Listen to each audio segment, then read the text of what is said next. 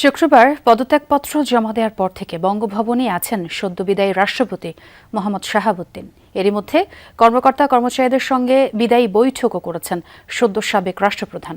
রোববার বঙ্গভবন ছেড়ে গুলশানে তার নিজ বাসায় ওঠার কথা রয়েছে। এদিকে সংসদের বাসভবন থেকেই দায়িত্ব পালন করছেন ভারপ্রাপ্ত রাষ্ট্রপতি হাফিজ উদ্দিন আহমদ।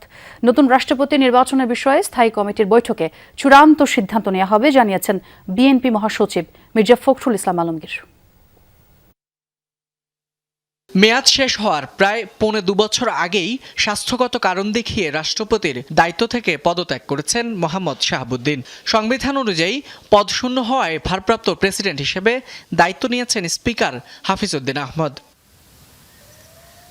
পদত্যাগের পরপরই প্রশ্ন ওঠে, বঙ্গভবন ছেড়ে কোথায় যাবেন সদ্যবিদায়ী রাষ্ট্রপতি। জানা গেছে আজকালের মধ্যেই বঙ্গভবন ছাড়বেন মোহাম্মদ শাহাবুদ্দিন। উঠবেন রাজধানীর গুলশানের নিজের ফ্ল্যাটে, যেখানে প্রয়োজনীয় প্রস্তুতি সম্পন্ন হয়েছে, বাড়ানো হয়েছে নিরাপত্তাও। এদিকে ভারপ্রাপ্ত রাষ্ট্রপ্রধানের দায়িত্ব গ্রহণের পরও স্পিকারের জন্য নির্ধারিত সরকারি বাসভবনেই রয়েছেন হাফিজ উদ্দিন আহমদ। সেখানে জোরদার করা হয়েছে নিরাপত্তা ব্যবস্থা। নিয়ন্ত্রণ নিয়েছে পিজিআর এসএসএফ।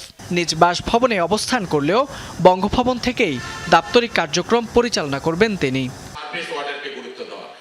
পদত্যাগের পর দেশের পরবর্তী রাষ্ট্রপতি কে হচ্ছেন তা নিয়ে তুঙ্গে রাজনৈতিক আলোচনা।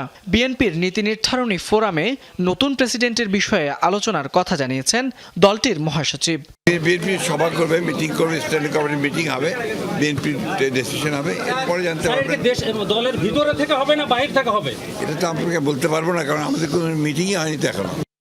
প্রায় একই বক্তব্য প্রধানমন্ত্রীর উপদেষ্টা রুহুল কবির রিজভীরও। বললেন, দলের উচ্চ পর্যায়ে সিদ্ধান্ত হবে কে হবেন নতুন রাষ্ট্রপতি। কে রাষ্ট্রপতি হবেন এটা তো পার্টির উদ্বোধন যে ফোরাম, সেই ফোরামের সিদ্ধান্ত, সেটা তো আমি এখনো জানতে পারিনি।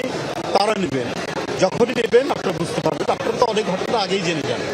রাজনৈতিক অঙ্গনে নতুন রাষ্ট্রপতি হিসেবে বিএনপির কয়েকজন জ্যেষ্ঠ নেতার নাম শোনা গেলেও জাতীয় সংসদের ভোটেই আসবে চূড়ান্ত সিদ্ধান্ত। সেই নির্বাচনের দিকে বর্তমানে সব মহলের নজর। ফয়সাল মাহমুদ, যমুনা নিউজ, ঢাকা।